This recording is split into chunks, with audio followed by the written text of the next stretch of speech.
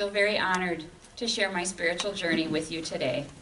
It's been quite a journey from a hodgepodge of Christianity to an inundation of atheists to a career in Catholic healthcare and to my spiritual home at Open Circle here. It was interesting when we ran through this a few times yesterday that I received the feedback that my journey was not linear at all, which is very fitting with my personality. My master's thesis was actually about wandering, so stick with me here. It's linear in thought, but not time-wise. So I did find that the consistent factor throughout my journey was my need to be social and to have significant connections with others. I continue to thrive on being with people, and this is the basis of my spirituality to this day. In a nutshell, many of you have spiritual epiphanies at services or in the quiet of nature. My spiritual enlightenment happens through loving connections with others, usually over snacks.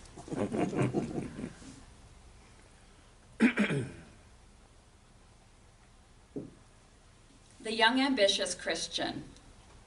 My first exposure to religion when I was about 10 or 11, and I attended a Baptist church with a friend.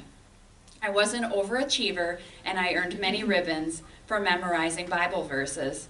And I even got to throw a pie in the minister's face because I brought the most friends.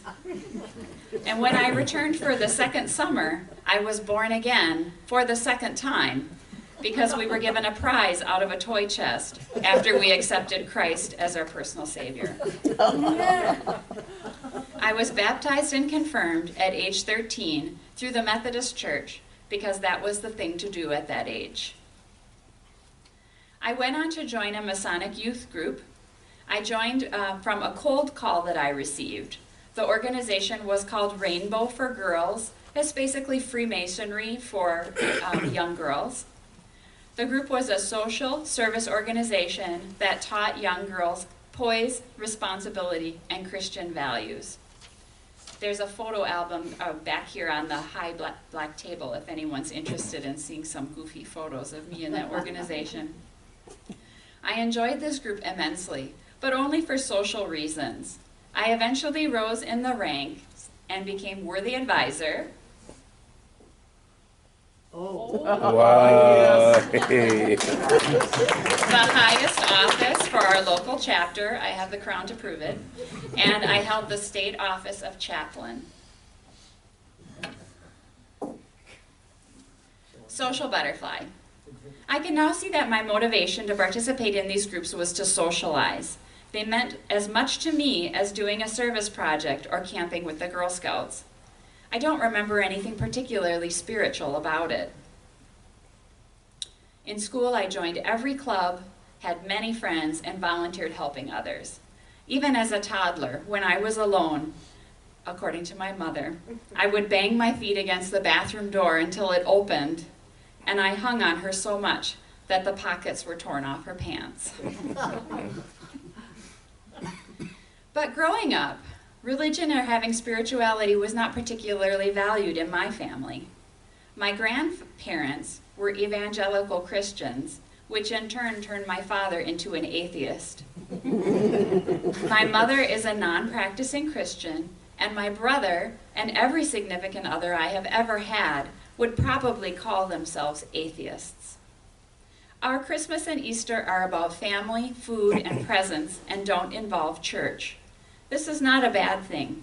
Our family continues to thrive on our two core values of family and fun. Nothing else matters.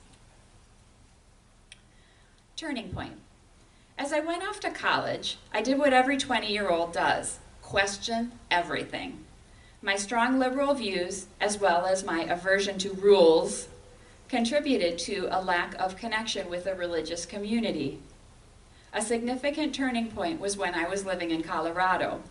Sitting on a park bench, I was approached by a good-looking young man. I thought to myself, the people here are so friendly. We started talking candidly about religion, and he started selling God and talked about him with a capital H. I explained to him that I didn't agree with his narrow description of God. He was shocked, stating, "You will risk eternal damnation because you don't believe God is a man?" With calm confidence, I responded, "Yes." Definition of self through art. After a roundabout journey of colleges and relationships, I ended up attending graduate school for art therapy. This very expensive therapy, as I like to call it, led to the creation of the 3 paintings that I brought with me today: Go with the Flow, Incubation, and Dahlia, which was in the lobby as you walked in. These 3 paintings express who I was becoming: a flexible caregiver without an agenda who could roll with it, a warm counselor who could hold the chaos, and Dahlia, I'm sure many of you noticed the flower petals extended onto the frame. Dahlia represents a passionate leader whose energy exudes beyond the box which is trying to contain it. This led to my eventual role as activity director of St. Francis Nursing Home. Finding my spiritual community. I began attending Open Circle in August of 2009 after seeing an advertisement in the Action ad. After the first service I attended was a discussion group about personal spirituality. One of the attendees was an artist who stated he felt closest to his inner spirit when creating art. I found this idea fascinating, and it really resonated with me.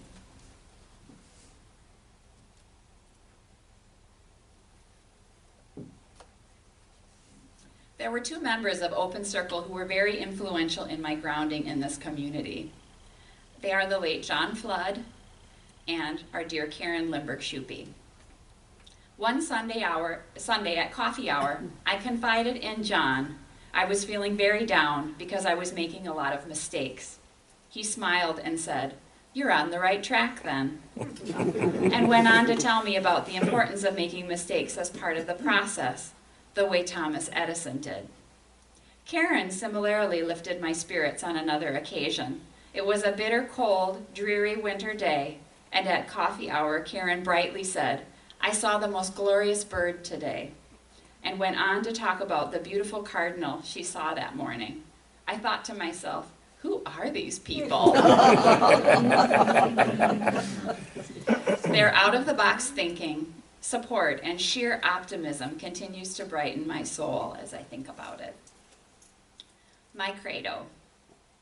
A few years ago in our Chalice Circle group, we decided to write our credos. This is what I came up with. I am a humanist. We are all humans, all alike in our joy and pain and ability to be kind or not to each other. I believe this time now is all we have, and it's up to us as individuals how we choose to use this time. I believe in a power beyond ourselves. Many call God, but I would call it human potential. When a person rises above adversity and chooses to love over hate, that is the higher power. God's love, to me, is kind words of support to a friend, seeing another being with the eyes of love and deep understanding. That is the divine. Having strength in God's grace is really just believing in yourself and having a peaceful, resilient soul. Although I don't believe in prayer, I do believe in karma, in the fact that a person gets out of situations what they put into it. I think perspective is everything, and a person drowning in their own negativity will never learn to swim. People can rise above diversity, and the others, when they do not, I believe are in hell, a hell on earth that they themselves helped create. In the same respect, the yin-yang symbol resonates with me. There's always a harmony, not a balance, of these polar opposites in all aspects of life. As humans, we learn to navigate this and manage this by adding more positivity to our lives when needed, finding quiet time on grouchy days, or coming together in love against diversity. I have always been a very emotional person, and as a young person, I was very moody. I can now see the importance of this yin-yang harmony in my emotional well-being. One day my brother pointed this out to me in a very amusing way. It was a rotten day, and I was lamenting about how terrible everything was. And he flippantly said, "No, this is good." I didn't understand. How can this be good? He responded, "This means you'll have a good day tomorrow. Your bad moods never last that long." It was amazing how a loved one can see so quickly and clearly provide insight that I could not see myself. So your spirituality may begin at the service, but mine begins at the coffee hour.